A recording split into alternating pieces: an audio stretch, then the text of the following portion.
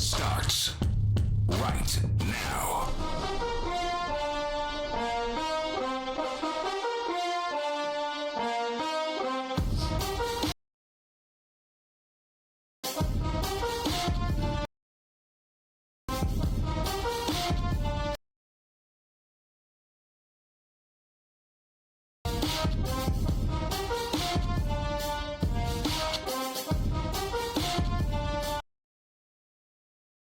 Guess who's back?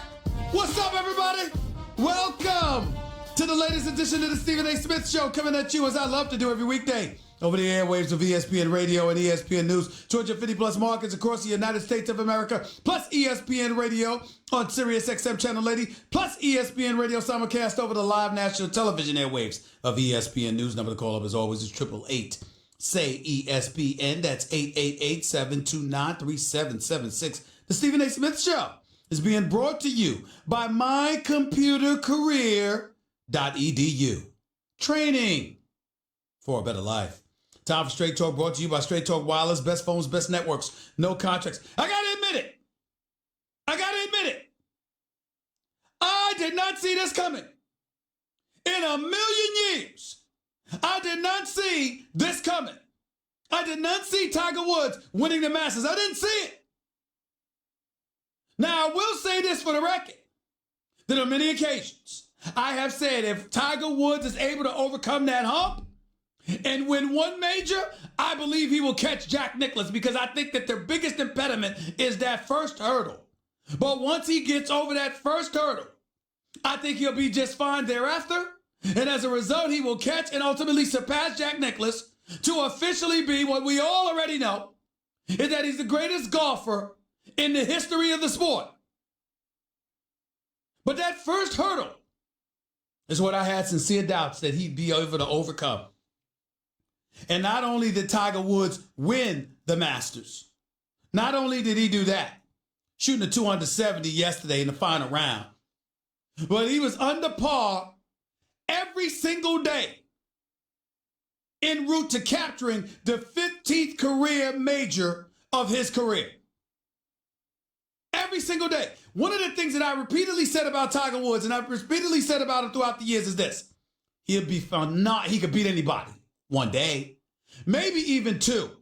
But the days of him being able to provide and display a sustained level of excellence over the course of 4 days is not something I believe he could do. I didn't believe it. Whether it was Roy McIlroy or Jordan Spieth or Dustin Johnson, the list goes on and on. It was the competition was too steep, too heavy. And that combined with his physical ailments, 4 different back surgeries, combined with his emotional and mental ailments that had plagued him for the last decade, I was just of the belief firmly that yesterday was a day that would never be seen again in the career of Tiger Woods. My God, was I wrong, and I can't be happier to be wrong. Largest gap between major wins from this dude, Julius Burrows, with 4,026 days, to Hale Irwin and from 79 to 90, 4,018 days, from Ben Crenshaw with 4,011 days, from 84 to 95, and Henry Cotton back in 1937 to 1948. Tiger's 5th on that list. Largest gap between major wins, winning the U.S. Open in 2008 to winning the Masters yesterday, 3,954 days. Who would have thunk it? And just the thing about it, this was the beauty of it, man. Listen, I'm no golf aficionado. I watch as a fan, but am I an avid golf lover? Hell no. Especially with Tiger Woods not being relevant for a vast majority of the time. Remember, this dude was ranked 1,199 just a couple of years ago. And I was of the mindset that we never see Tiger again. And then something happened. He walked into the final round of this Masters with a 2-shot deficit against Molinari, Francesco Molinari. We got to remember that. Tiger had never come back in the final round to win a major in his career. We have to remember that. And then something strange happened. On the 12th, Molinari hit it in the Rays Creek. Should have hit a shot over the water. It did, but it rolled right back into the water. Him and Brooks Koepka. But especially Molinari. Because you had a 2-shot lead, and you surrendered that, and you gave Tiger Woods the opening that he needed, and he capitalized. And when he capitalized,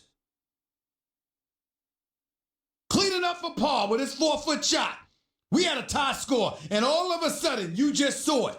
Now, I know guys like my boy Max Kellerman and others will sit up there and tell you, we don't want to hear anything about intimidation. It's the sport of golf. Nobody's playing defense against you. What's the big deal? Damn it, it is a big deal. There's a mental component to competing in sports at a very high level that simply cannot be ignored. And when you feel dudes literally tugging at your heels, creeping up on you, crawling on you, it makes you uncomfortable. It makes you nervous. It makes you go in two directions. It either scares the living daylights out of you and you panic and wilt beneath the pressure, or you might get a little bit too bold and a bit too courageous and move away from your poise and your conservative play and your consistency and all of those things that Tiger Woods did not do yesterday. That's the kind of stuff that could happen to you. And that's what Koepka and Molinari did. And as a result of taking those chances, with both of their shots going into the creek, it was a perfect opening for Tiger. After being even at 12 with 11 under, here he comes. 13th hole, he birdies. 15th hole, he birdies. And that shot on 16. I mean, what do you say? What do you say? Cozy shot, perfectly right of the hole, lets the slope do the rest of the work. Ball rolls right near the cup and misses by inches. Ends up being a few feet away for an easy birdie. And there you had it. Birdied on the 13th, birdied on the 15th, birdied on the 16th. He has the lead. He wasn't giving it up. And so now we look at Tiger Woods. And we look at this man. He's won the U.S. Open before. He's won the Masters now 4 times. Obviously, he's won a PGA, British Open. He's done it all. This man has now captured his 15th career major win. Only Jack Nicklaus has more at 18. He's won this Masters at age 43. Only Jack Nicklaus has done it better, basically, at age 46. He's got 4 Masters. Jack Nicklaus has 5. And this is where it gets very, very interesting, because now it begs the question and prompts us all to say, okay, what do we think is going to happen? Do we believe this is it for Tiger? Hell no, it ain't. And I'm going to tell you why. Because now he's got the monkey off his back. The proverbial monkey off his back. And now we all know what he's playing.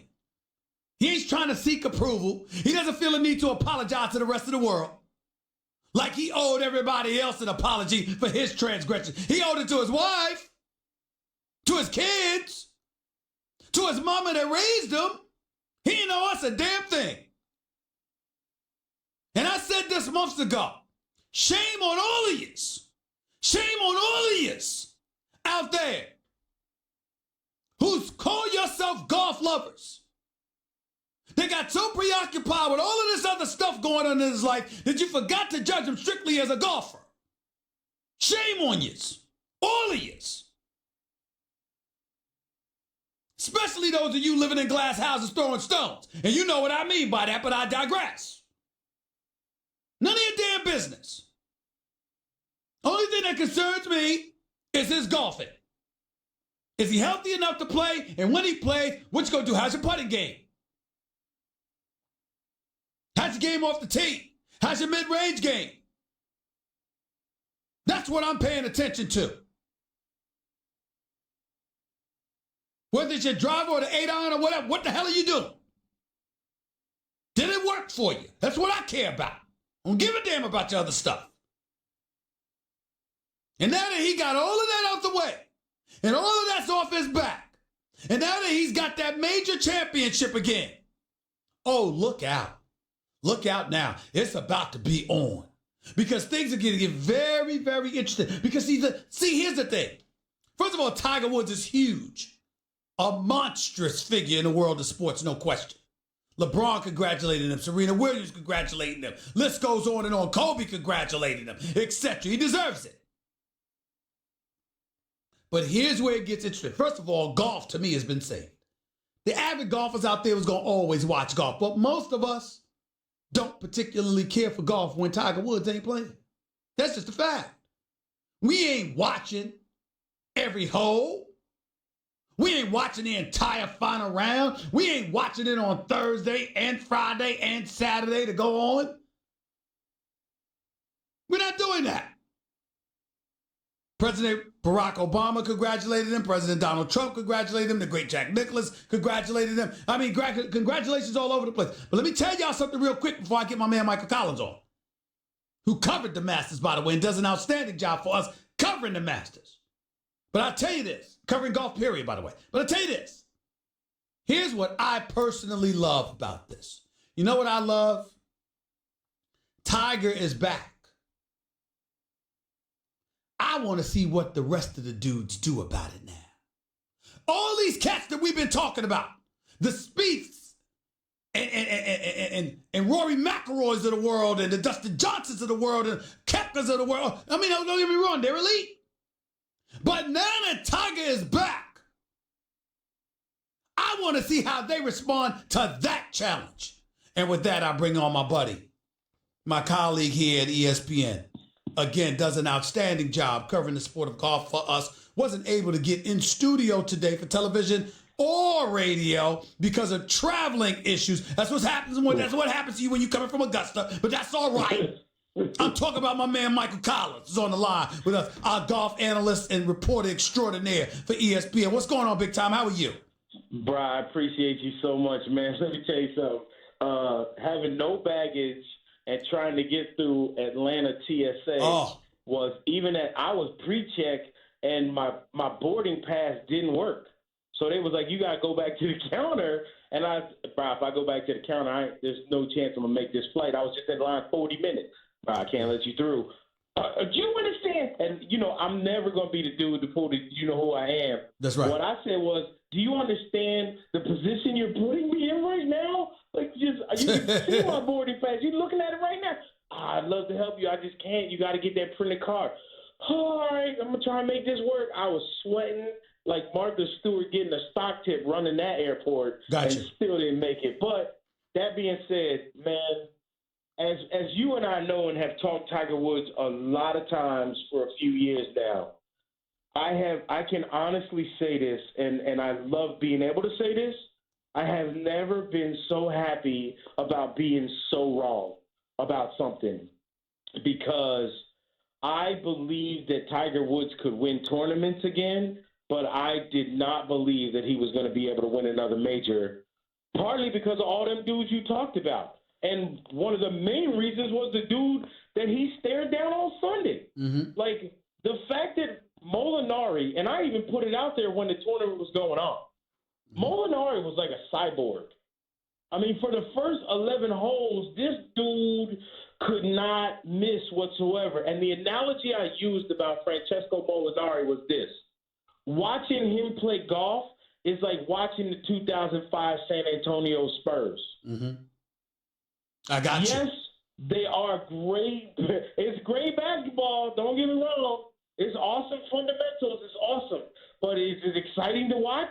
Do you get jacked up when, hey, man, the Spurs is playing? Remember back then it was like, yo, Tim Duncan, Manu Ginobili, like Tony Parker, y'all want to watch him? Nah, that's all right. Let me ask you this. I'm going to go get my tooth pulled with no Novocaine. I'm going to do that. Let me ask you this. I made the mistake earlier because I talked about Tiger Woods having 4. He's got 5 green jackets. Jack Nicklaus has 6, so he's one shy of him in that regard, okay? And obviously when you look at Koepka and how he struggled as of late, at least a little bit, Molinari obviously hit the shot in the water, etc. Talk to me about what you saw from those guys. Again, I don't want to call it panic But I think it's a different thing when you feel Tiger coming up the rear. And most of these guys may now have known that feeling since it's been such a long time. How do you believe this is going to affect the game of golf now that Tiger is back in the mix like this? You know, it's funny that you said that, man, because you have to remember last year at the Open Championship for a second, Tiger had the lead, man.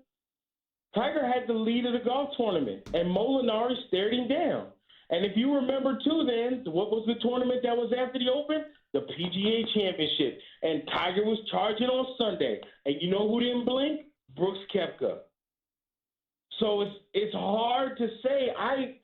You know what is great about what happened is that just the fact of you asking that question is going to bring so much anticipation to the next major, which is at Bethpage. It's the PGA Championship. It's in New York, just outside New York City.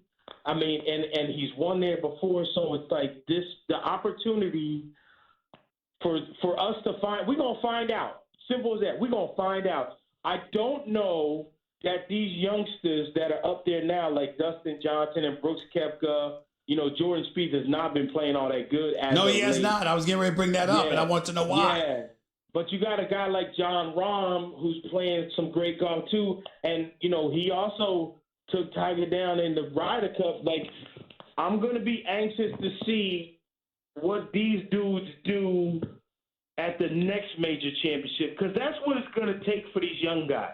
Like, even these young guys are going to look at this Masters when this week is over. Those dudes are going to look back at this major and they're going to be like, yeah, that was nice that Tiger won, but you know, all the stars had to align. I missed a couple. Like, Brooks is going to be – I had a chance to tie him and go into a playoff, but I missed the putt on 18. So if he puts himself in that position again, does he miss that putt? I don't know.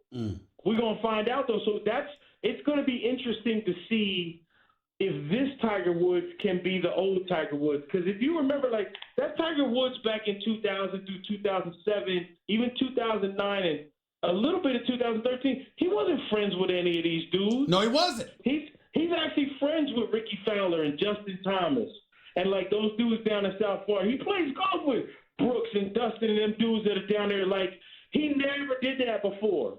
So knowing that this friendly Tiger Woods can also now put the hammer on him, it's going to be interesting to see how then they react when they're in the group with him. Because the only guys that was with Tiger on Sunday was Tony Finau, who had never won a major before, and Molinari, who was the first to hit that shot on 12 when no one felt the wind, which I think helped Tiger Woods. But then Molinari just talk about crashing and burning. What he did on that par 5 was terrible. And I guess what I'm asking is this: Tiger shot a -2 on the final day. Okay, right.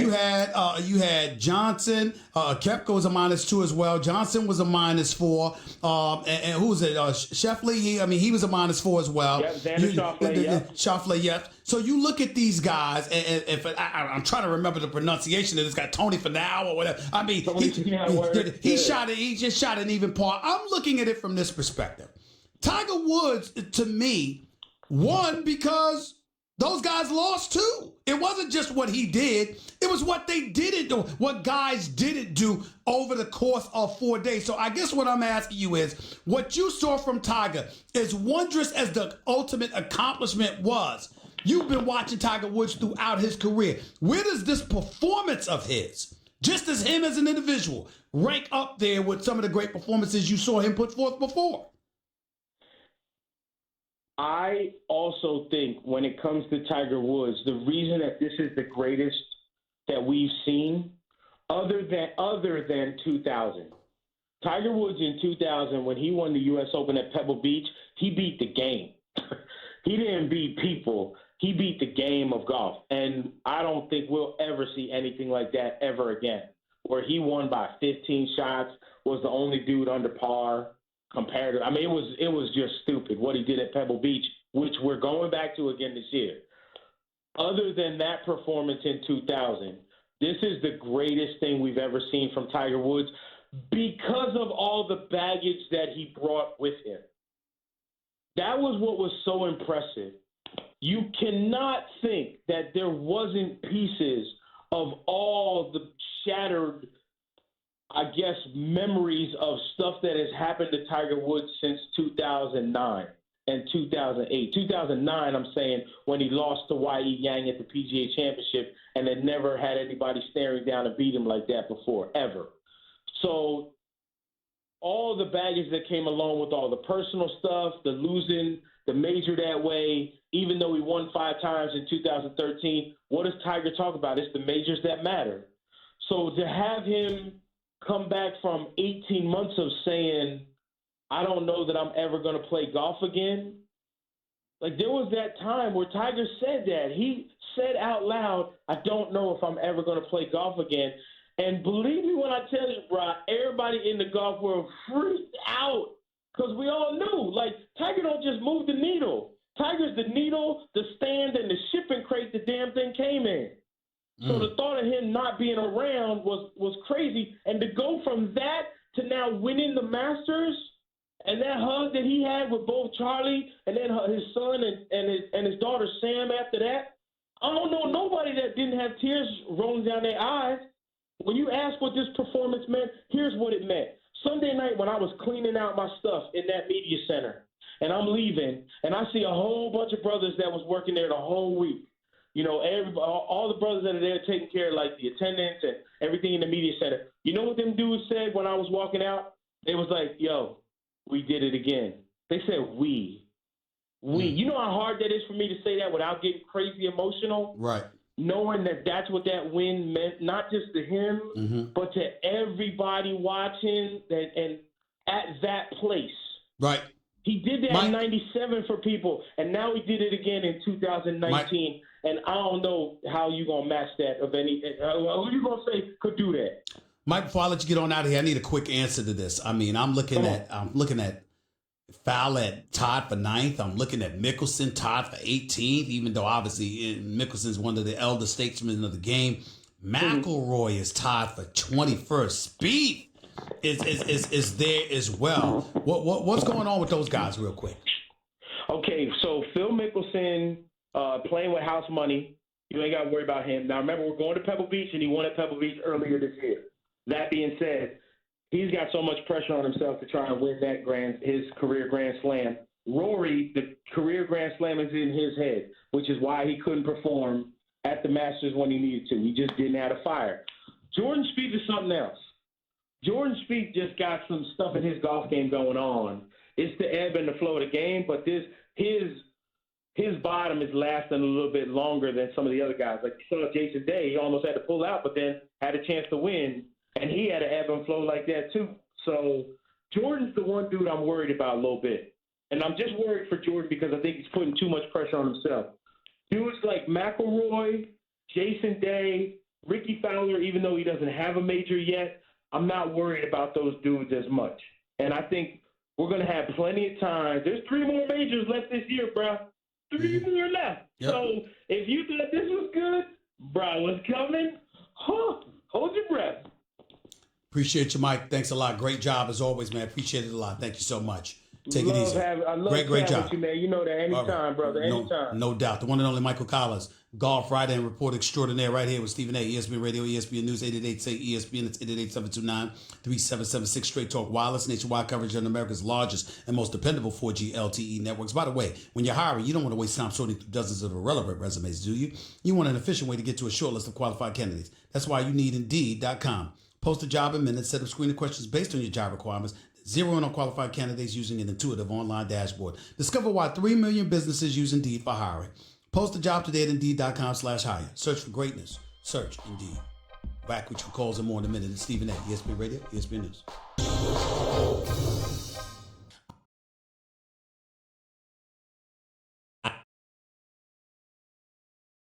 To that Kyrie.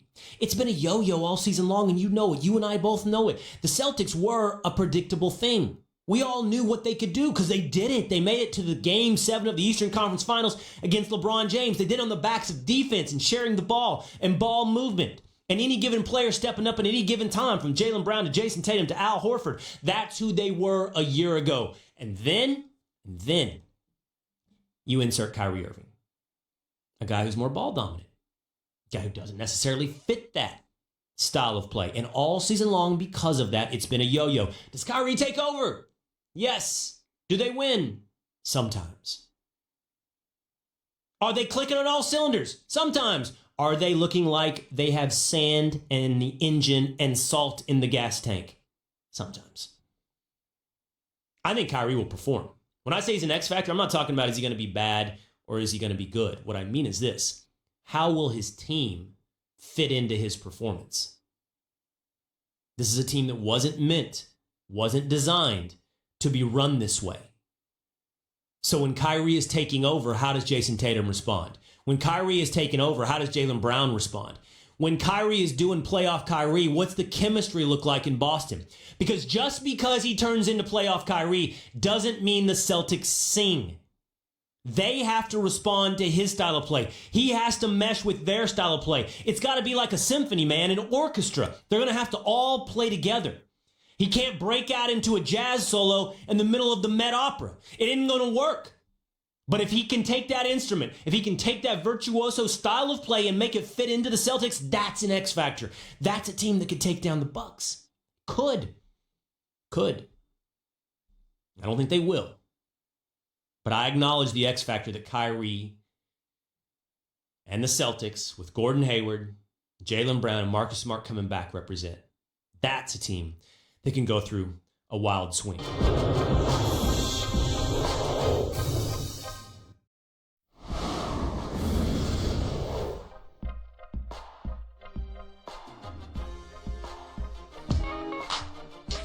The Stephen A. Smith Show on ESPN Radio is presented by Progressive Insurance. Guests on the Stephen A. Smith Show appear via the Shell Pennzoil Performance Line, and you can always get in touch with the show through the 1-800-Flowers Twitter feed.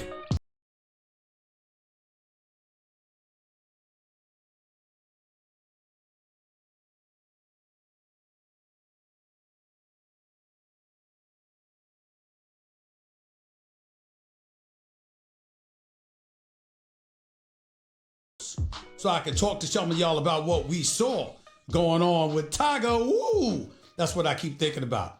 I'll be remembering that movie Shaft with Samuel L. Jackson when they called him Tiger. We saw the guy called him Tiger Woo. Tiger Woo. No question. 888-SAY-ESPN. It's 888-729-3776. The Stephen A. Smith Show live right here with you on ESPN Radio, ESPN News. Get triple action protection for optimal engine performance with Shell V-Power Nitro plus premium gasoline.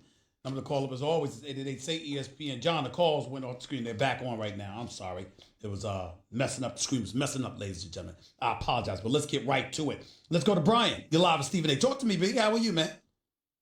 Yeah, first-time caller, long-time listener. Thank you. What's up? With your other show. I want to also say I was rooting for Tiger. I didn't think he was going to win. I was hoping he would to put everybody to silence. But when he did, I figured it might be by one or two shots, which it ended up being. But I think he can win another two this year.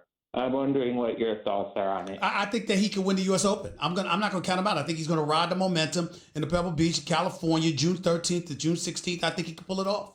Until we see otherwise, why not? Because, again, it's not about his exceptionalism. It's about the fact that he made others unexceptional because they heard his footsteps and it mattered to them. Molinari, I think that matters. Koepka, I think that matters. Tony Finau, I think that matters. I think that you had guys that were in the mix, but somehow, some way he affected them. And I think that when you have that situation occurring with Tiger Woods, that reminds you of the Tiger Woods of old. Because again, you can't play defense in golf. All you could do is sit up there and watch them. When he sits up there and he marks his spot with the ball, and then he stares and his two competitors are next to him. He's sitting there looking right at him. All of a sudden, you just see them and they don't seem the same. These are the kind of things I notice. Now, it could just be me, but it matters.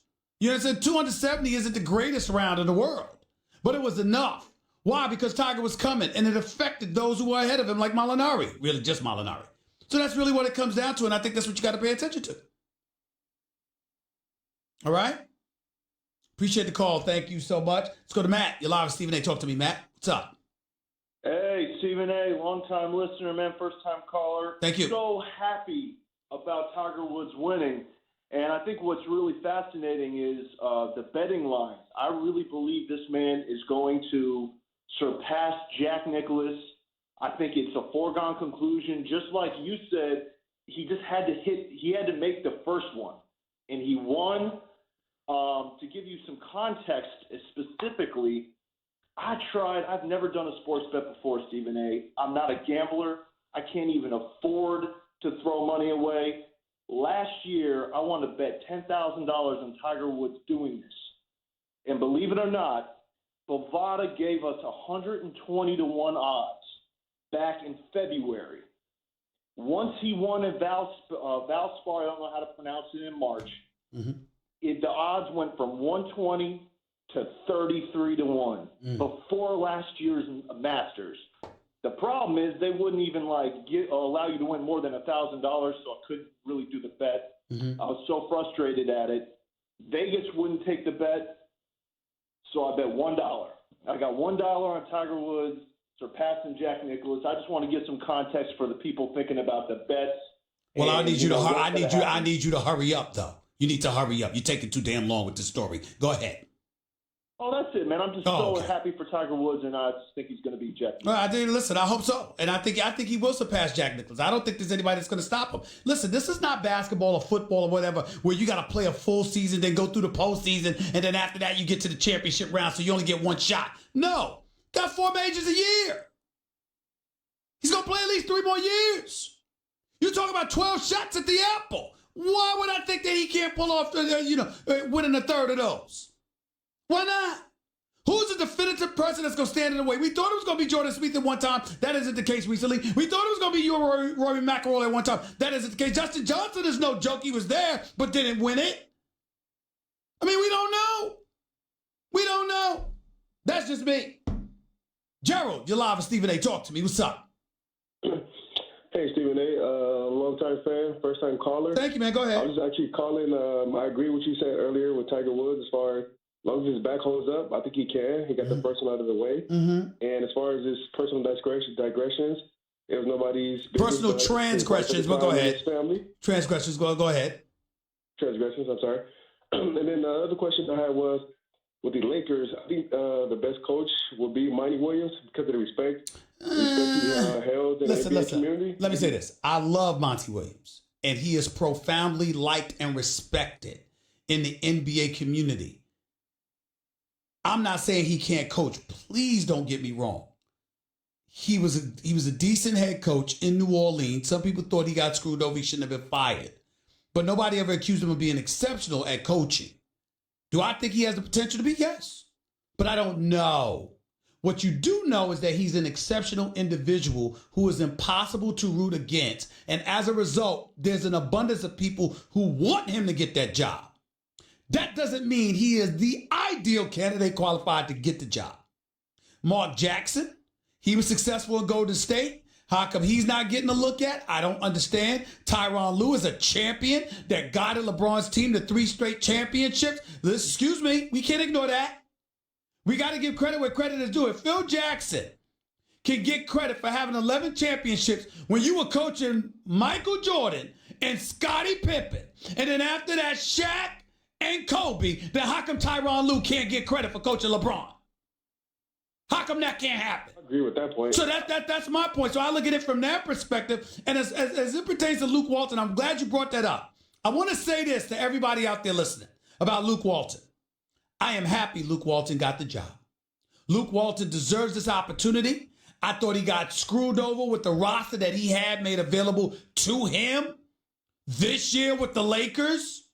And I thought that he got dealt an unfair hand. I completely and totally applaud Steve Kerr speaking up for his friend and his former subordinate in Luke Walton. All of that's true. And I don't have a problem with Kings ownership and Vlade Divac hiring Luke Walton either. But I want to state this. It's a damn travesty that the man had the job before he even walked out of the Lakers facility. Do I need to sit up here and call for the Rooney Rule to be invoked in the sport of basketball? I mean, damn. This guy had a job before he had a chance to pass gas. And we all know that the Lakers spent the year sticking up the joint. He's won 40% of his games. Now, again, I am a proponent of Luke Walton being the head coach of the Kings. You talk about Monty Williams being a good guy. You need to go and learn Luke Walton. What a great guy he is. And I'm partial to him because I love his daddy, Bill Walton. One of the more phenomenal individuals that I've ever known. I love that man. So I am very happy for Luke Walton, who has always been good to me. I have no problem with him getting the job. I have a problem with the absence of the process. I mean, damn. Luke Walton walked away from the Lakers, mutually agreed to walk away from the Lakers job on Friday. Wojnarowski was reporting that Luke Walton and them were in negotiations that afternoon. I mean, come on. Because it's important that those candidates are interviewed so we can know that the process is being honored and other people get an opportunity to be highlighted so we'll know about them. I have no problem with Luke Walton getting the job. I have a problem with how quickly he got it. And oh, by the way, for you Laker fans out there, if you are still thinking that Magic Johnson walked away because of Luke Walton, you're just a new fool. I told y'all last week before I went on vacation. Had nothing to do with Luke Walton. Luke Walton was gone. Pelinka was going to make sure of that. Jeannie Buss was going to sign off on that. Magic Johnson, it was done. That ain't why Magic Johnson walked away. Rob Pelinka appears to have had something to do with that because Magic Johnson was not complimentary of him walking out the door. He talked about chirping and backstabbing, and I told you, fair or unfair, truth or not true. There was a lot of scuttlebutt about stuff that was being chirped about Magic behind his back. And now we're talking about Pelinka, who, by the way, is incredibly accomplished as an agent, very, very capable. Damn great basketball mind. Anybody that Kobe support with in terms of having a basketball mind, I stand with Kobe. So this is not questioning Rob Pelinka's ability in terms of a basketball mind. What I will tell you is we ain't seen it yet since he's been with the Lakers, A, and B, whether it's agents or team executives, very few people like him and are interested in doing business with him, according to everything that I've heard. So if that man is going to be running the Lakers, it makes sense why Bill Plaschke wrote a phenomenal column this past Friday going off about the state of affairs with the Los Angeles Lakers. I mean, it's just bad right now. And it looks like it's about to get worse. Stay tuned. 888-SAY-ESPN. It's 888-729-3776. Back to your phone calls and more in a minute on Tiger before we get into the NBA playoffs in hour number 2. Don't touch that dial. It's Stephen A. in the house coming your way right here live on ESPN Radio and ESPN News. By the way, one other thing to say. If you missed my opening segment, go check it out on demand in the Stephen A. Smith podcast, brought to you by the Capital One Saver Card. Earn 4% cash back on dining and entertainment, 2% at grocery stores, and 1% on all other purchases. Hey, what's in your wallet? More to Stephen A. Smith Show on ESPN Radio and ESPN News in a minute.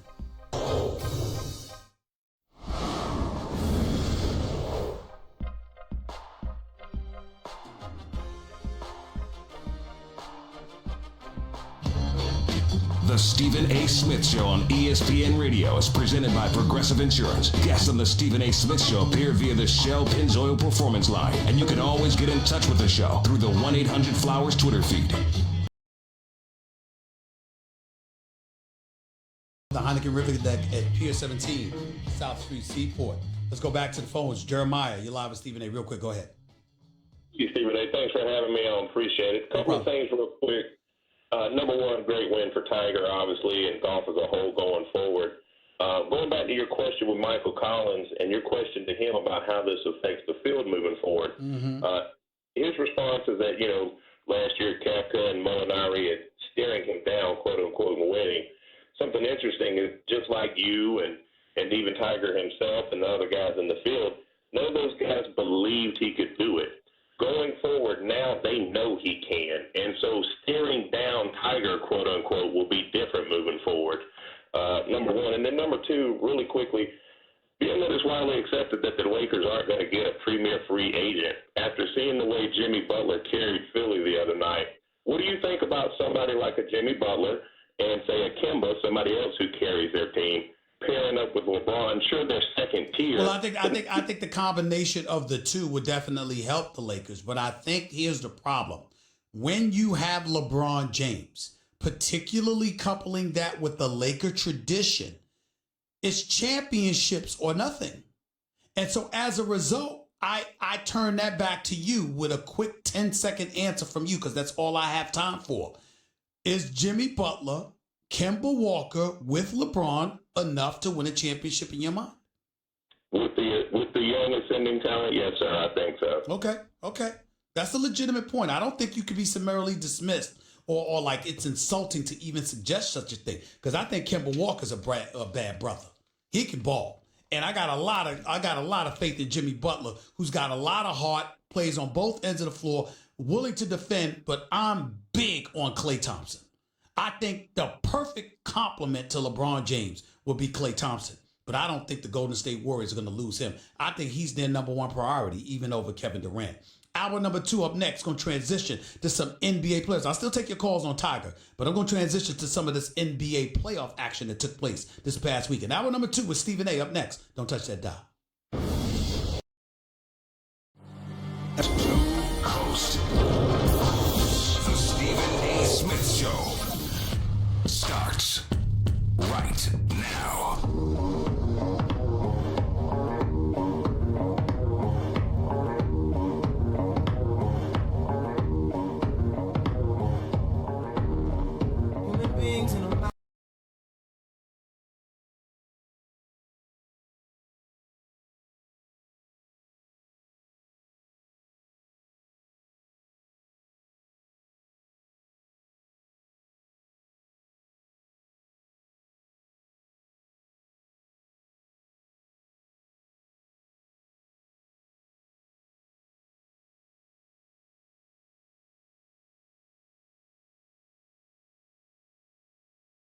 ESPN News, plus ESPN Radio on Sirius XM Channel 80. Number to call up as always is 888-SAY-ESPN. It's 888-729-3776.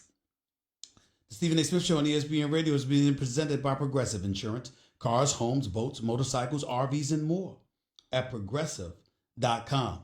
Plus, the NBA playoffs are on ESPN Radio. Tune in tonight as Durant and the Golden State Warriors host the Los Angeles Clippers. Presented by Indeed. Coverage begins at 10 p.m. Eastern on most ESPN radio stations. Excuse me. As an aside, before I get into any NBA action, let me tell you that today is the deadline for the Seattle Seahawks to reach an agreement with Russell Wilson, their star quarterback, Super Bowl champion, took them to two back-to-back appearances in the Super Bowl, beat Denver. And Peyton Manning lost to Tom Brady and New England Patriots in a game they should not have lost. If they had just elected to give the ball to beast mode, Marshawn Lynch at the half-yard line, they'd have back-to-back Super Bowls. Russell Wilson would be a 2-time Super Bowl champion, but that's neither here nor there. Nevertheless, Russell Wilson wants to be handsomely paid, by the way. If you listen to some of the reports, when the cap increases, he wants to be increased according with the cap. So it's not just about the dollars, but if the cap elevates by 15%, he might want a 15% raise if the stories that I'm reading are correct. Nevertheless, it seems to be a bit unreasonable. If it indeed is unreasonable, I think it is that way on purpose because Russell Wilson essentially wants out. Why would you give the Seahawks a deadline to reach the deal today? Why would that be of such concern? Why would that deadline that was first reported by the Seattle Times, by the way, and confirmed by ESPN, why would that be invoked by Russell Wilson? Why are you trying to make things difficult for a place that you want to stay at? Doesn't seem plausible in my mind. It seems like he wants to leave. I think the Seattle Seahawks are going to have to entertain moving him out of there, even though I don't think it's something that, listen, if a person of his caliber wants out, one would surmise you got to get rid of him. In the same breath, Russell Wilson has epitomized professionalism and team throughout his career. So with him still under contract, what you going to do? Turn around and sabotage the season? I don't see Russell Wilson being that kind of guy. Nevertheless, I think it's a situation where if you're the Seattle Seahawks, you can get an awful lot for Russell Wilson. And if you can get an awful lot for Russell Wilson, it might be something you want to entertain if he does not want to be there. I would love the New York Giants to get Russell Wilson. Absolutely, positively love it. I'd be so ecstatic for the Giants to get their hands on a guy like Russell Wilson.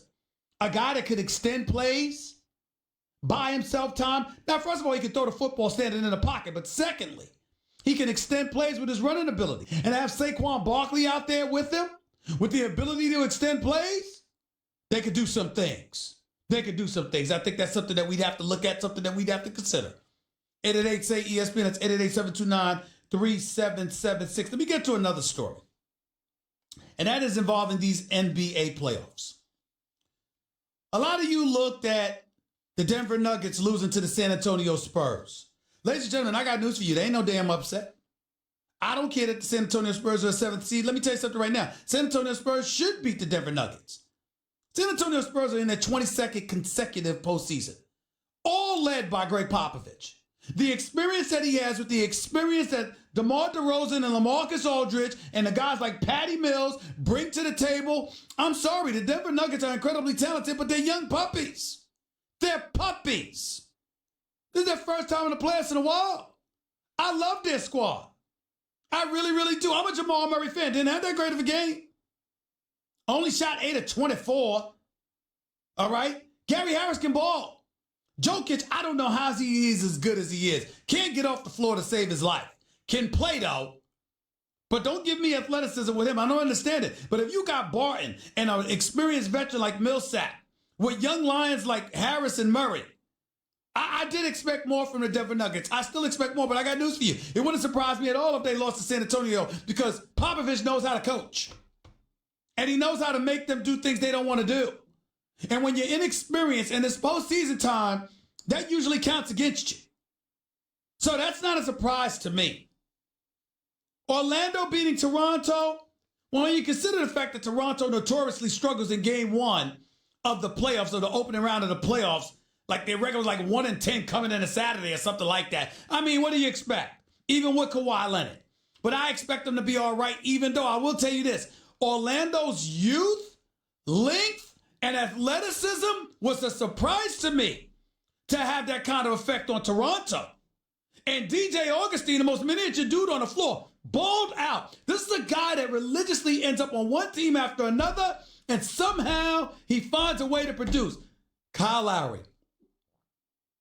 I love you, little bro. I really do. Kyle Lowry and I go back to my days of covering him as a high school player in Philadelphia before he went to Villanova. Love Kyle Lowry. Pit bull, not scared of anything. He's really improved his game. Has had a really nice NBA career. Is in the midst of a 3-year, $100 million contract. All of these things. Obviously didn't like what Masai Ujiri did in trading away DeMar DeRozan. And their relationship hasn't been perceived as the best. Kyle Lowry, you cannot go scoreless in a playoff game. You just can't. You can't be so thoroughly outplayed by DJ Augustine like you are. That just can't happen. You're too good for that. Now, I understand DJ getting 25 points. He can shoot, and he can play, and you're on a good team. They said picks and traps for you. I mean, that's good. Kyle Lowry, first of all, why you attempted just 7 shots in 33 minutes? Secondly, you can't hit a damn shot over 6 or 3-point range? You only attempted 1 2-point shot? You had more turnovers than points. You had more steals than points. You had more personal fouls than points. Come on, Kyle. Come on now. You can do better than that. But let me say this.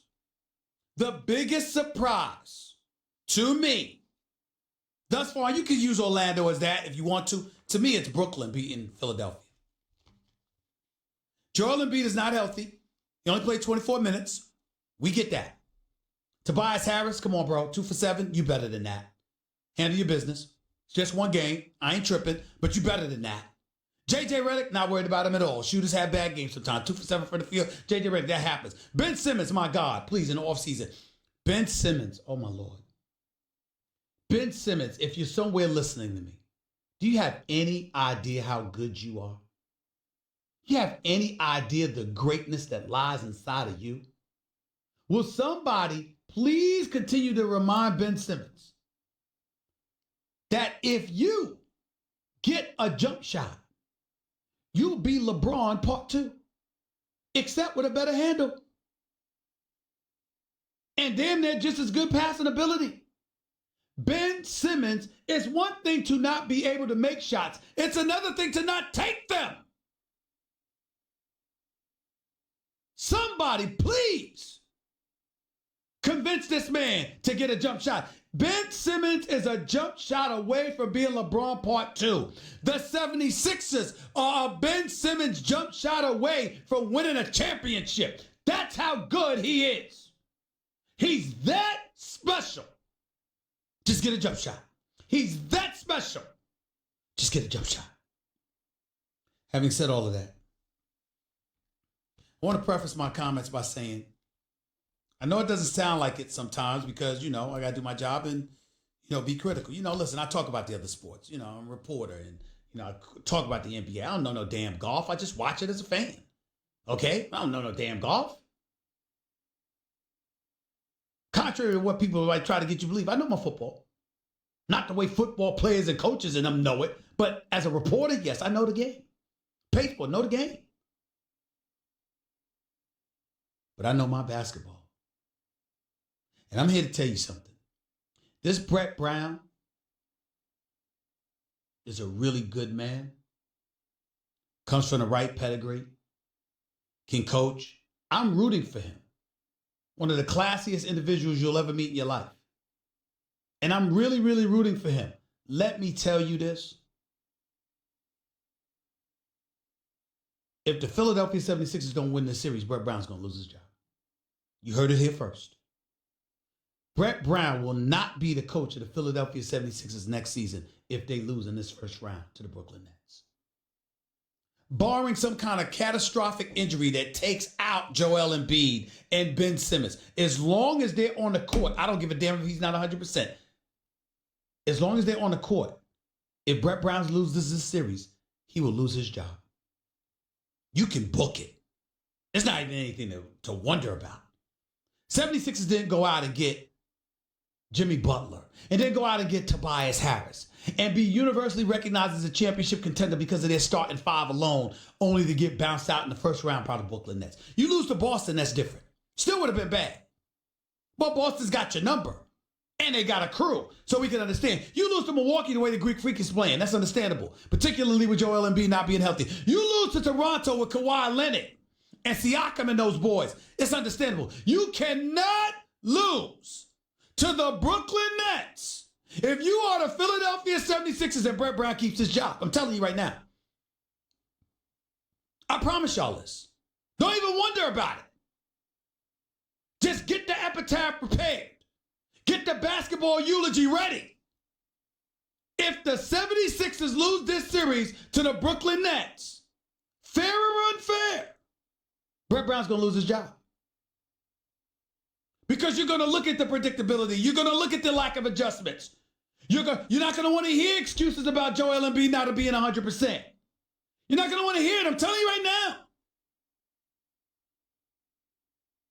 I worked in Philadelphia for 17 years for the Philadelphia Inquirer. I got sources all over the 76ers organization.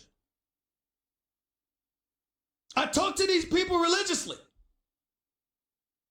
I mean, you talk about people, I'm trying to tell you, I know concession workers personally.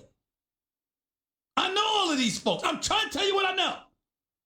There is no way in hell Brett Brown is going to keep his job if the 76ers lose the series. I'm telling you what I know.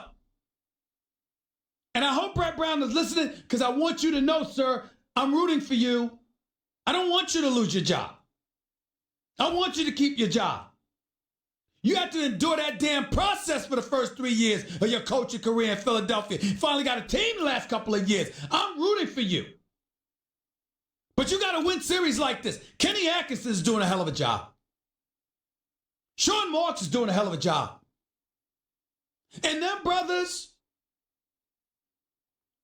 Dinwiddie, LeVert, D'Angelo Russell, I mean, come on. I'm just looking at these guys right now. I just can't say enough. I've been talking about the Brooklyn Nets. They got cap space arguably for 2 max players this summer. am a lifelong Knicks fan that will never change. But I got love for the Brooklyn Nets. I got love for, I'm a Queens native, y'all. Born in the Bronx, raised in Hollis, Queens, since I was 1 year old. I got love for Brooklyn. I damn sure got more love for Brooklyn than I do for Manhattan.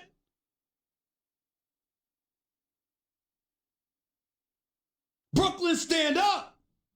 Brooklyn, stand up. Make no mistake about it. And I'm ashamed I haven't been there all year. I'm going to one of these games, though. I'll be there. Barclays Center, buckle up. Here comes Stephen A. I ain't missing both of those games. I'll be there. But I'm telling you, these brothers can play. They got heart. They ain't scared. They got skills. They believe in one another. They play together. They're selfless. Kenny Atkinson's done a hell of a job. He's done a hell of a job. And Sean Marks, that Popovich tree, those cats that come from the Spurs. Listen, Popovich is so phenomenal to me. I'm not going to lie to you. I'm waiting for Becky Hammond to get a job. I mean, she'd probably be better than most of the men in the game. If Popovich's pedigree makes any sense. I mean, this is not a Bill Belichick issue. Where guys that coach for him go elsewhere and don't produce. No, that's not the case here with Popovich now. People that come from his tree handle their business. So I'm just letting you know. Sean Marks is doing a hell of a job in Brooklyn. I just can't say enough about the Brooklyn Nets. I really, really can't. But you ain't supposed to win this damn series. Not after the Sixers went and got Butler and Tobias Harris to add with Joel Embiid and Ben Simmons and J.J. Redick. And Boban has been balling too. I mean, there's just no excuse. You can't lose the series. Sixers play tonight. They better win. You go down 0-2 to the Brooklyn Nets. Let me go Don Meredith on you. Turn out the lights. The party's over. They say that all good things must end. Yes, I said it. I can't sing, but damn it, I'm singing it. I'm telling you, Sixers got to win this game tonight. They got to win this game. I don't trust them to come back from an 0-2 deficit. I don't trust them. I can see them going to Brooklyn and stealing one and regaining home court advantage. I don't trust them to be down 0-2 and come back and win this series. Not against this Brooklyn Nets team. This has the makings of the Pelicans versus the Blazers last year written all over this. When the Blazers got swept. And speaking of the Blazers, let me say this. First of all, I want to thank Damian Lillard for sitting down with me last week when I did my Sports Center special that almost none of y'all knew about was coming. But I'm doing it every game during the NBA Finals. I will be doing a Sports Center special from 7 to 8 p.m. that every game night of the NBA Finals. I'll be hosting a special Sports Center edition on the NBA Finals. Let me say this. Ladies and gentlemen, I'm about to say something that's going to knock your socks off. John, are you looking at me? This is important. I don't want you to fall out your chair. We all know that I believe Steph Curry is the greatest shooter in the history of basketball. I think that Steph Curry and Klay Thompson is the best shooting backcourt in the history of basketball. I believe that Klay Thompson is one of the top 5 shooters of all time. The lack of respect that he gets is basketball criminality. Klay Thompson is that great of a shooter. So much so that the Warriors know it and their priority is keeping him and Steph together more than it is keeping Kevin Durant. Even though if Kevin Durant wants to stay, he could. They'll find the money to pay him. Because he's Kevin Durant. Who, by the way, should not have foolishly got ejected from the game on Saturday, even though I don't think that was a foul. That was a tech that should have been called against them. I do understand. Let me say this.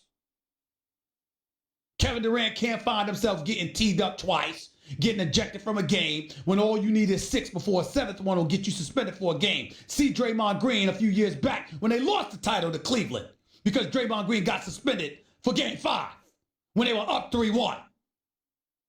Because they'd have closed the Cavs out, and LeBron never would have won a championship in Cleveland if Draymond Green hadn't got suspended for that game. That's right, I said it. Not to talk about LeBron because he's not in the playoffs, so I want to give him a reprieve until October. But I will tell you this. I say all of that about Steph to say this, John, JC. But y'all listen to me.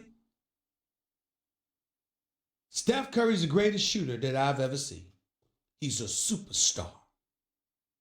And in terms of point guards, because of what he brings to the table and the fear factor he instills in you because of his lethal marksmanship, he's the number one guard I would pick. No question. But John, JC, let me be very clear. Damian Lillard deserves to be first team this year. First team All NBA. Did y'all know that Damian Lillard has only missed 4% of his games his entire career? This is his 7th season. He's missed 24 games. Did y'all know that? He's missed 24 games in 7 years. Did you know that? Did you know that Damian Lillard is averaging 26-7 this year? Did you know that the Blazers have won over 50 games? Who's Damian Lillard playing with? So he's got Nurkic, who's now out for the year, and he's got CJ McCollum. And, you know, I mean, who else does he have? What am I missing, guys? Can somebody help me out? Can somebody help me understand? This Damian Lillard that we're talking about here. Al-Farouq Aminu, Maurice Harkless, who stupidly went for a steal and ended up giving up a 3 late in the game that he didn't have to. Steph's got KD. He's got Clay. Hell, now he's got DeMarcus Cousins. I got news for you. Damian Lillard, I'm not talking about he's better than Steph Curry, not because there's only one Steph Curry. But I'm just saying, based on this year's production, Damian Lillard deserves all first team NBA. He actually does. I mean, when I went to interview him, a couple of cats for the Blazers was making that argument. I got to admit to you, I was relatively speechless. I couldn't deny it. Because you know me, I was willing to tell Dame to his face, got nothing but love for you, bro, but I can't put you ahead of Steph. And they were like this, wait a minute now.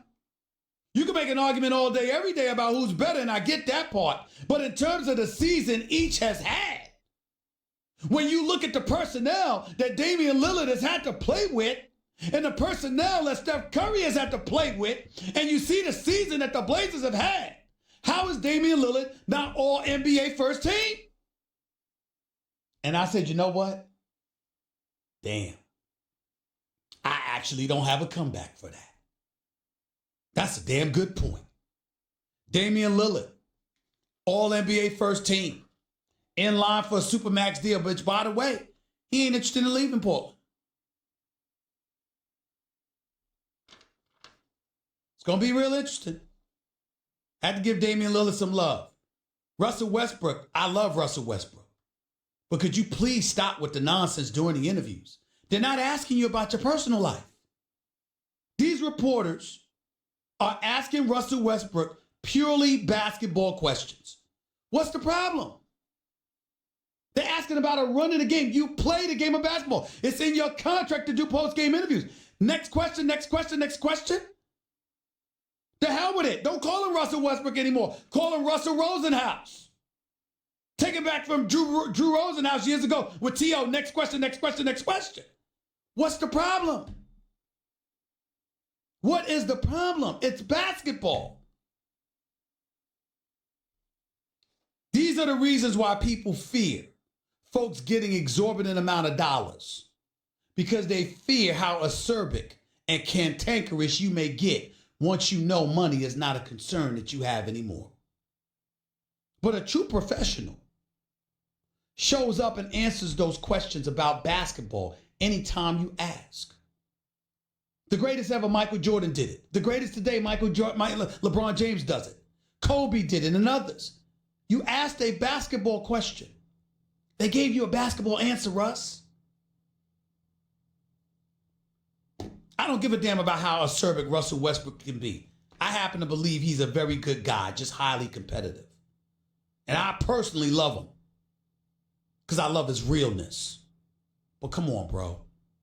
It's basketball questions. That's all. They just ask you basketball questions. You better than that.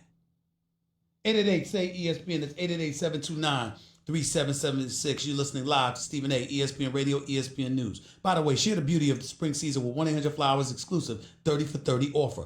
30 assorted tulips for just $30. To order 30 stunning assorted tulips for only $30, go to 1-800-Flowers.com. I know what closer Kyrie can do. But what I don't know is how the Boston Celtics will respond to that Kyrie. It's been a yo-yo all season long, and you know it. You and I both know it. The Celtics were a predictable thing. We all knew what they could do because they did it. They made it to the Game 7 of the Eastern Conference Finals against LeBron James. They did it on the backs of defense and sharing the ball and ball movement. And any given player stepping up at any given time, from Jaylen Brown to Jason Tatum to Al Horford. That's who they were a year ago. And then you insert Kyrie Irving, a guy who's more ball dominant, a guy who doesn't necessarily fit that style of play. And all season long, because of that, it's been a yo-yo. Does Kyrie take over? Yes. Do they win? Sometimes. Are they clicking on all cylinders? Sometimes. Are they looking like they have sand in the engine and salt in the gas tank? Sometimes. I think Kyrie will perform. When I say he's an X factor, I'm not talking about is he going to be bad or is he going to be good. What I mean is this: how will his team fit into his performance? This is a team that wasn't designed to be run this way. So when Kyrie is taking over, how does Jason Tatum respond? When Kyrie is taking over, how does Jaylen Brown respond? When Kyrie is doing playoff Kyrie, what's the chemistry look like in Boston? Because just because he turns into playoff Kyrie doesn't mean the Celtics sing. They have to respond to his style of play. He has to mesh with their style of play. It's got to be like a symphony, man, an orchestra. They're going to have to all play together. He can't break out into a jazz solo in the middle of the Met Opera. It isn't going to work. But if he can take that instrument, if he can take that virtuoso style of play and make it fit into the Celtics, that's an X factor. That's a team that could take down the Bucks. Could. I don't think they will. But I acknowledge the X factor that Kyrie and the Celtics, with Gordon Hayward, Jaylen Brown, and Marcus Smart coming back, represent. That's a team that can go through a wild swing.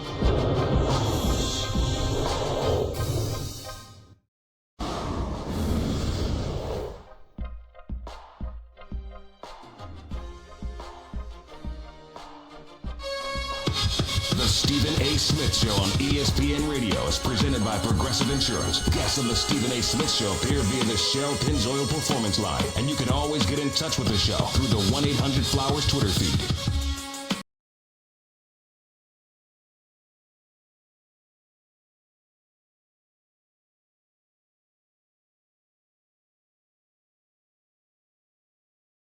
Seats app and enter promo code CHAMPS to check out to get 10% off your first order. Don't buy just any seat. Get a Vivid seat. 888-SAY-ESPN. It's 888-729-3776. Welcome back to Stephen A. Smith Show. ESPN Radio, ESPN News. Let's get back to the phones. Let's go to Derek. You're live with Stephen A. What's up, Derek? How you doing, Stephen A? Talk to me. I got two questions. First, being as though Popovich doesn't have Houston or Golden State in his way, do you think he can make it to the finals? And I'm from How do you say he won't have Houston or Golden State in his way? Not to make it to the finals, not to make it to the Western Finals. I'm sorry. Okay, because he's gonna have to play. So who would they play in the second round? In the second round, it'd be OKC or Portland. Yeah, you're probably right. And I don't see San Antonio beating either. I don't see San Antonio beating either one of those teams. Believe it or not, though. And secondly, my second question is, I'm a DC native, so who does John Wall and Bradley Beal? Who do they need to help them? Oh Lord, you want me to tell you who I think they need more than anything? A coach. Yes, and they need Kevin Durant. Who ain't coming home? Who ain't coming home? That's my issue with that. First of all, we don't even know if John Wall's gonna play next year. Because bad enough he got injured, playing on the court and what have you, and exacerbated his injuries, but then he slipped at home. So as a result, because of that, he's not, he might be in danger of missing the entire 2019-2020 season. Honestly believe, not to cut you off, I honestly believe, DC, we need a Gordon Hayward. We need a 3. We need a wing player that can help Bradley Beal. No, I'm sorry. What is Kevin Durant?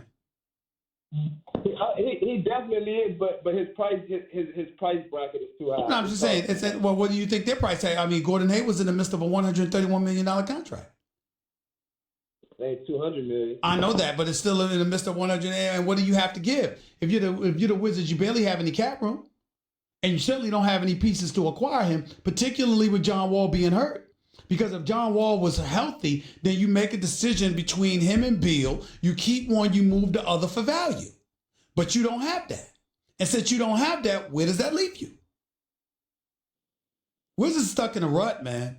It's a rough situation in the nation's capital, which is why I think it cost Ernie Grunfeld the job. I felt bad for Ernie Grunfeld, who I go back with more than 2 decades. But 31 years as an executive, you've never won an NBA championship, even though you came pretty close with the New York Knicks. The reality is that the most glaring situations on Ernie Grunfeld's career, yeah, you could talk about how he didn't re-sign Bogdanovich and you let him get away for just $9 million and stuff like that. But there are 3 contracts that stand out with Ernie Grunfeld. Gilbert Arenas, your willingness to keep Otto Porter for over $100+ million, which cost you the $9 million you would have had available to keep Bogdanovich, who was playing well for you. And, of course, John Wall's $170 million deal. Those are the 3 things. That, along with the contract of Coach Scott Brooks, who's getting $7 million a year. Those 4 things right there cost Ernie Grunfeld his job more than anything else. And now that you say that, it's not Scotty Brooks. They did the same thing to Scotty Brooks in OKC when they got rid of James Harden. Yep. And they put him in a bond. So it's not Scotty Brooks. No, we're not blaming Scotty. We're not blaming Scott Brooks. We're not blaming Scott Brooks, who I think can coach. But again, he's not an elite coach compared to the coaches that you have out there. Nobody's confused him with that. And I like Scott Brooks, but that's just the truth. Appreciate the call. Thank you. TJ, you're live with Stephen A. What's up? Hey, how you doing, Stephen? I'm all right. Thank you. Go ahead. I was just, now with the whole situation with Russell Wilson, on draft day, do you see the Giants making a move, or do you see them staying at 6 and maybe... Well, here's the problem. If you're the Seattle Seahawks, what would you demand for Russell Wilson? Because at least 2 first round. You're talking about a guy in Russell Wilson that is one of the elite quarterbacks in the game of football with about a decade left on his career. So when you look at it from that perspective, maybe that's going a little bit too far, but I would say at least 7 more years. He's 30 years old. He's 30 years old. So I look at him and I say to myself, excuse me, what would I demand for Russell Wilson? At least the first round or possibly 2. I said 2 in the Giants. And some other player assets. That's how valuable Russell Wilson is to winning football games. That's how valuable he is. So I would have to look at him differently. You feel what I'm saying? Yeah. Is it worth it at that point? I think Russell Wilson is worth it. I don't think the Giants have the assets to get him from Seattle. But then again, who knows? Who knows? I would try. I can tell you that much. I would definitely try. No question about it. Appreciate the call. Joe, you're live with Stephen A. Talk to me.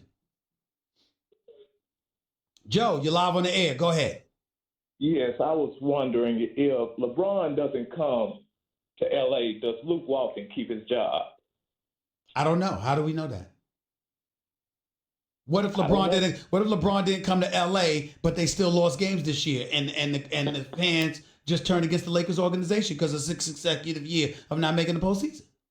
We don't know the answer to that question. Right. And by the way, no more questions about LeBron. He's not in the playoffs. Let's talk about people that's in the playoffs. LeBron James is not in the playoffs. Did y'all know that? He's not in the playoffs. So let's give him a break, because he has friends in Hollywood who will remain nameless, who I'm very familiar with. And they've said, Stephen A., now that LeBron is not in the playoffs, there's no need to talk about him. Why? Because God forbid that I actually am remotely critical about a player that I says belongs on a Mount Rushmore and is one of the top 3 players in NBA history. Forget all of that. Forget that I say that. because I didn't say it glowingly. I didn't say it with a smile on my face. I didn't say him by showering him with roses and what have you. I'm a LeBron hater. Did you know that? Did you know that? So rather than us talk about, so Stephen A., there's no reason to talk about LeBron James. You know what? You're right. I don't want to talk about him anyway. He's not in the playoffs. So rather than talk about LeBron, let's talk about somebody else. What else you want to know? That's all I wanted, just your expertise on that. Thank you. I appreciate it. Thank you so much. Thank you so much. Cordell, you're live with Stephen A. Talk to me. My guy Stephen A., what's up? I'm good. Talk to me, man. You live on the air. I'm talking about the Boston Celtics. I'm with you on that. I think they can still make it to the Eastern Conference Finals. No. You think they can get past No, man. I haven't jumped off the ship. I picked Boston to go to the finals before the season began, and I haven't jumped off that ship yet. It's as shaky as it looks right now because Milwaukee looks awesome. Matter of fact, the Detroit Pistons, why don't you just quit? Why don't y'all just go away? Why don't you just get it? I mean, just go. I mean, without Blake Griffin, you don't have a chance to win a quarter without Blake Griffin. And that's all. They've got length and athleticism. And I mean, my God, Brook Lopez stepping away, shooting threes from 30 feet. I mean, my God, they were up 95-54 yesterday. LA messed up, let him get away. I mean, I'm just saying, yeah, there's no question. But they were up 95-54. Budenholzer is clearly the coach of the year. Clearly the coach of the year. But you look at the way they play defense, you look at everything going on. I mean, my God, what's there to talk about? Why even bother with this first round series? There should be a mercy rule with what's happening to Detroit. It really should. Just give them a free pass. Just give them a free. Just let it go. Let's not waste our time. Don't do this to Detroit. Don't expose them to this kind of massacre. Don't do that. Don't do that. Okay, so that answers my question. Now, my first question. I'm not worried about Milwaukee. Are you more worried about Toronto than any other? You know what? Why don't Toronto concentrate on beating Orlando? My man Damon Jones picked Orlando to win that series. And damn it, he don't look like a fool. And Orlando's length, their athleticism, the way they went after it with the play of DJ Augustine, who clearly outplayed Kyle Lowry in game one, 25-0 to be exact. I mean, listen, Toronto's got a problem. Siakam and you would think that the Gasols of the world, the Lowrys of the world, the Danny Greens, the Van Vliets of the world would do something. But when it came down to it, it was about Kawhi Leonard. Even Siakam couldn't be found. And guess what? That's not going to be enough against Orlando. That's not going to be enough. Orlando's a good young team. That's not going to be enough against Orlando. I'm here to tell you.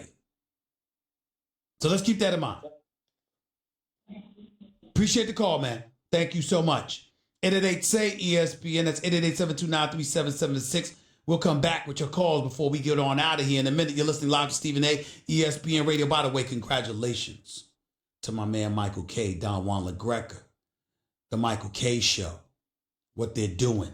They're winning in New York City for ESPN 98.7 FM in New York. They're winning. I'll let them give you the details, but congratulations to my brothers. They're handling their business. Way to do it, y'all. Way to do it. By the way, if you missed any of today's show, go check out On Demand and the Stephen A. Smith podcast, brought to you by the Capital One Saver Card. Earn 4% cash back on dining and entertainment, 2% on grocery stores, and 1% on all other purchases. Hey, what's in your wallet? If, as you have said, others have postulated that the job as promised isn't what was given to Magic, that he expected the ability to execute his vision. He expected control. And it didn't turn out to be that way, I would understand that. I truly would. And I would not have harsh judgment, because if you tell somebody this is the job that you're going to have and you have the ability to execute your vision, and then you hamstring them, you tie one arm behind their back, don't stick around for the fallout. Don't stick around for the half job, the half measure. Don't stick around to be the patsy for a job that you didn't want to design, John. I would buy all of that, and I would not have a criticism or a harsh word for Magic. Mine comes because of what he told us. Mine comes because of what he said in that press conference. And granted, right, he may not be able to tell the truth, obviously.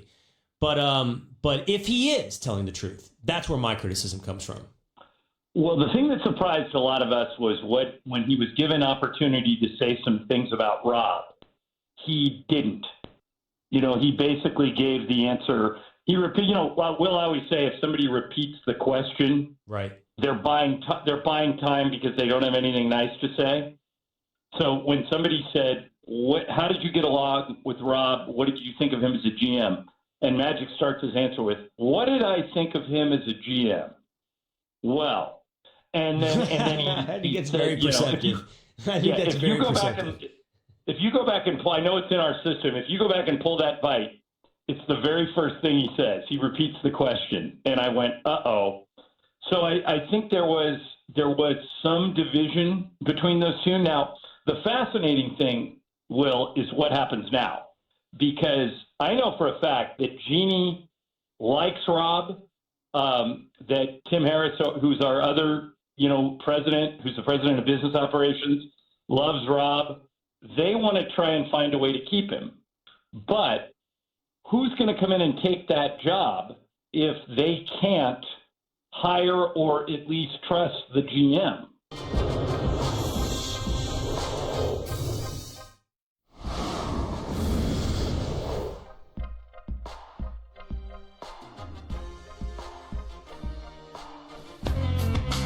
The Stephen A. Smith Show on ESPN Radio is presented by Progressive Insurance. Guests on the Stephen A. Smith Show appear via the Shell Pennzoil Performance Line, and you can always get in touch with the show through the 1-800-Flowers Twitter feed.